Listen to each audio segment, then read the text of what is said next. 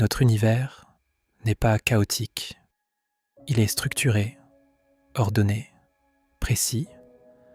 Rien n'y est laissé au hasard. S'il existe tel que nous le connaissons, c'est parce qu'il est régi par des lois, des règles qui maintiennent l'équilibre du monde et rendent la vie possible. Certaines de ces lois sont visibles. Elles gouvernent la matière, le mouvement, le temps. Elles sont étudiées, mesurées, prouvées. Mais il existe un autre niveau, un niveau plus subtil, invisible à l'œil nu, mais perceptible à ceux qui observent attentivement. Le domaine du spirituel, de l'inconscient, des forces silencieuses qui influencent nos pensées, nos actions et peut-être même notre destinée. Ces principes, nous les appelons communément les lois de l'univers. Dans cette série, nous allons explorer ces lois une par une, les comprendre, les décoder et révéler ce que peu de personnes osent réellement regarder. Prends un objet, n'importe lequel, une table, un mur, ton téléphone. À tes yeux, il est solide, immobile, figé, mais c'est une illusion créée par tes sens qui ne capte qu'une infime partie de la réalité. Parce que la vérité est bien différente. Rien n'est immobile. Tout vibre, tout bouge, tout oscille à une fréquence spécifique. La matière que tu crois solide n'est qu'énergie en mouvement. Les pensées que tu crois immatérielles sont des ondes qui voyagent. Les émotions que tu ressens sont des vibrations qui imprègnent ton champ énergétique. Il existe une loi qui explique tout ça. Une loi qui révèle la nature profonde de l'univers. Elle s'appelle la loi de la vibration. Et une fois que tu la comprends, tu ne regardes plus jamais la réalité de la même façon. La loi de la vibration affirme ceci. Tout dans l'univers est en mouvement permanent. Rien n'est statique. Rien n'est figé. Chaque atome, chaque molécule, chaque particule de ton corps vibre à une certaine fréquence. La différence entre un objet et un autre, ce n'est pas leur nature, c'est leur fréquence. Un morceau de bois vibre lentement, le son vibre plus rapidement, la lumière encore plus vite. Et au-delà du spectre visible, il existe des vibrations que nos sens ne peuvent même pas percevoir. Mais elles sont là, toujours, partout. Les anciens le savaient. Dans les textes védiques, on parle de spanda, le frémissement, la pulsation universelle. Les philosophes grecs évoquaient le logos, le principe vibratoire qui sous-tend toute création. Les Égyptiens parlaient de Ma'at, l'harmonie vibratoire de l'univers. Ce que la science moderne appelle fréquence, les anciens l'appelaient le souffle de la création. Ferme les yeux un instant. Imagine un silence absolu. Mais même dans le silence, il y a une fréquence. La science moderne confirme ce que les anciens savaient déjà. À l'échelle atomique, tout est un mouvement. Les particules ne sont jamais immobiles. Elles oscillent, elles pulsent, elles vibrent. Les enseignements attribués à Hermès Trismégiste disaient déjà « Rien ne repose, tout remue, tout vibre ». Ce principe n'est pas poétique, il est fondamental. Pendant longtemps, la science a cru que la matière était solide, qu'un atome était une petite bille compacte, immuable. Puis est arrivée la physique quantique, et tout s'est effondré. Les scientifiques ont découvert qu'un atome est composé à 99,9% de vide, ce qui signifie que ton corps, cette chaise, ce mur, sont essentiellement du vide. Alors qu'est-ce qui donne l'impression de solidité ? La vibration. Les particules subatomiques ne sont pas des objets, ce sont des ondes. Elles oscillent, elles vibrent, elles interagissent avec d'autres ondes. Et c'est cette interaction vibratoire qui crée l'illusion de la matière. Le physicien Nikola Tesla l'a dit clairement. Si vous voulez comprendre l'univers, Pensez en termes d'énergie, de fréquence et de vibration. Tesla savait. Il comprenait que tout est onde, tout est fréquence, et que maîtriser les vibrations, c'est maîtriser la réalité elle-même. Observe une chose, et pas besoin d'être un chaman pour s'en apercevoir. Quand tu es en colère, ton corps change, ton rythme cardiaque augmente, ta respiration se modifie, ta posture se contracte. Quand tu es amoureux, ton énergie est légère, ouverte, expansive. Chaque émotion possède une fréquence. La peur est dense, la honte est lourde, la gratitude est élevée, l'amour est expansif. Ce ne sont pas juste des mots. Ton état intérieur modifie littéralement ta vibration. Et puisque tout est interconnecté, ta fréquence interagit avec le champ global. Imagine deux instruments accordés à la même fréquence. Si tu fais vibrer l'un, l'autre résonne. C'est le principe de résonance. Tu n'attires pas par magie, tu résonnes.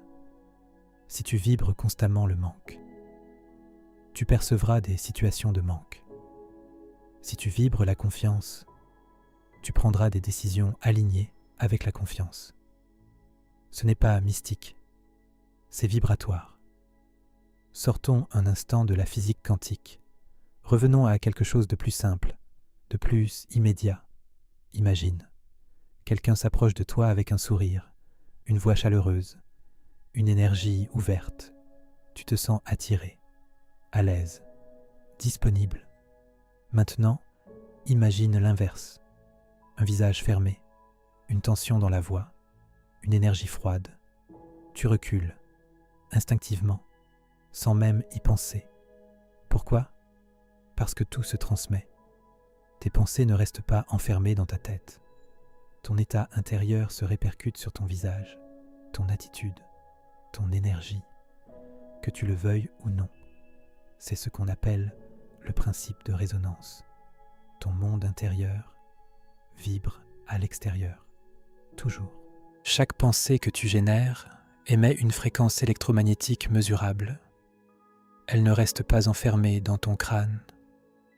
Elle se propage, elle vibre, elle entre en résonance avec d'autres fréquences similaires. Pense à une radio. Si tu veux capter une station, tu dois régler ton récepteur sur la bonne fréquence. Sinon, tu n'entendras que du bruit. Ton esprit fonctionne exactement de la même manière. Les pensées que tu émets déterminent la fréquence à laquelle tu vibres. Et cette fréquence attire des expériences, des personnes, des événements qui vibrent à la même hauteur.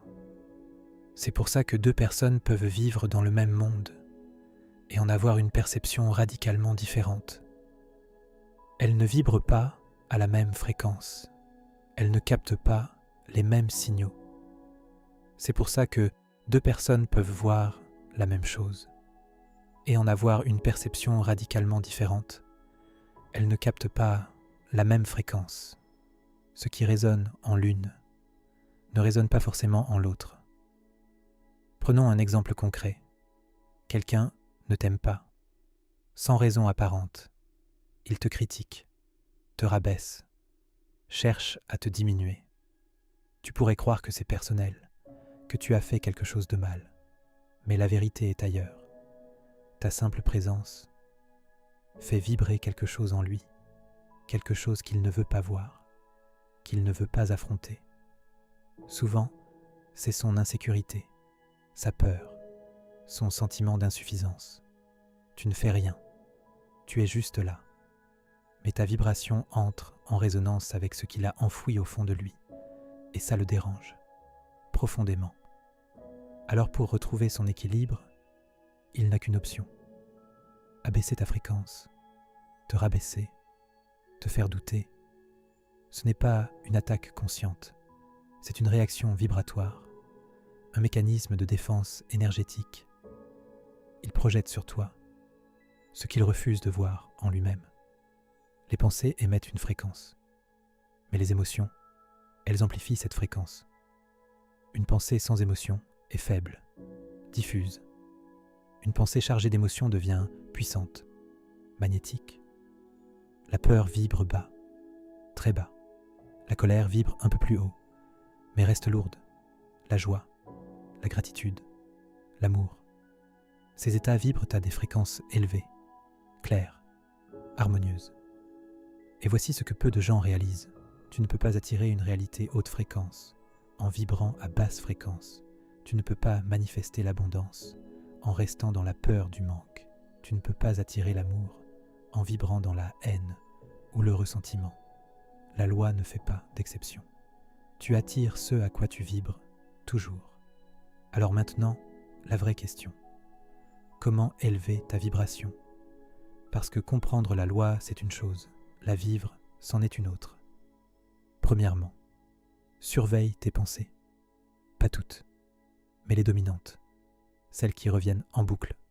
Ce sont elles qui définissent ta fréquence de base. Deuxièmement, nourris ton esprit. Ce que tu consommes détermine ce que tu vibres. Musique, images, conversation, livres, tout a une fréquence. Choisis consciemment. Troisièmement, utilise le mouvement. Le corps est un conducteur de vibrations. La danse, le yoga, la marche en nature, le mouvement élève la fréquence.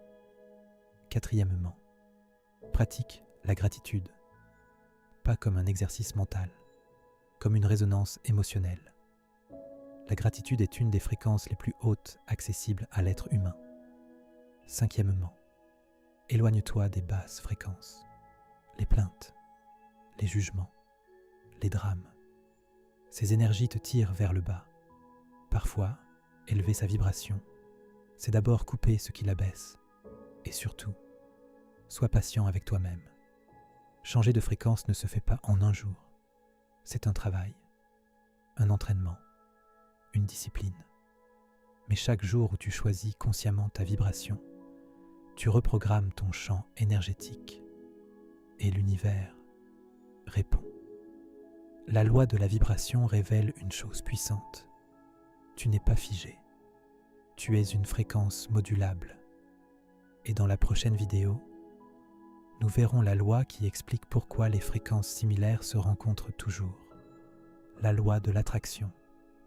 Car la vibration précède toujours l'attraction.